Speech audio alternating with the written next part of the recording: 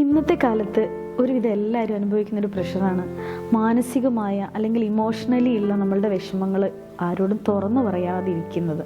അതിനൊരു ഉദാഹരണം പറയാം. നമ്മളൊരു ബലൂണിൽ കാറ്റ് നിറയ്ക്കുമ്പോൾ ശ്രദ്ധിച്ചിട്ടില്ലേ, ആ ബലൂണിന് മാക്സിമം അതിൻ്റെ വായുവിനെ പിടിച്ചു വെക്കാനുള്ള കഴിവുണ്ട്.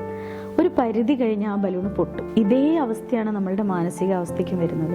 കാരണം നമ്മൾ എത്രത്തോളം നമ്മളുടെ വികാരങ്ങൾ അല്ലെങ്കിൽ സമ്മർദ്ദങ്ങളെ നമ്മൾ അടച്ചു സൂക്ഷിക്കും തോറും എന്നെങ്കിലും ഒരു ദിവസം അത് മറന്നേക്ക് പുറത്തു വരും. അപ്പം അത് പുറത്തു വരുന്ന അതിൻ്റെ ഏറ്റവും ഭീകരമായ അല്ലെങ്കിൽ അതിൻ്റെ ഏറ്റവും വൃത്തികെട്ട ഒരവസ്ഥയിലേക്കായിരിക്കും വരിക. അത് ചിലപ്പോൾ നമുക്ക് ചുറ്റുമുള്ളവരെയോ അല്ലെങ്കിൽ നമ്മളെ കുടുംബാന്തരീക്ഷത്തെയോ നമ്മുടെ ബന്ധങ്ങളെയൊക്കെ തന്നെ താറുമാറാക്കുന്ന രീതിയിലേക്കായിരിക്കും പോവുക. അതിന് നമുക്ക് ചെയ്യാൻ പറ്റുന്ന ഒരേ ഒരു കാര്യം, നമുക്ക് എപ്പോഴും ശാരീരികമായിട്ടുള്ള ആരോഗ്യം പോലെ തന്നെ പ്രധാനമാണ് മാനസികമായിട്ടുള്ള ആരോഗ്യവും.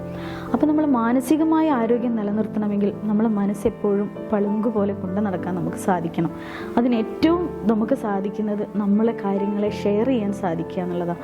അത് ചിലപ്പോൾ നമുക്ക് ഏറ്റവും വിശ്വസനീയമായ അടുത്തുള്ള അല്ലെങ്കിൽ അത്ര അടുപ്പമുള്ള ഒരാളോടായിരിക്കാം.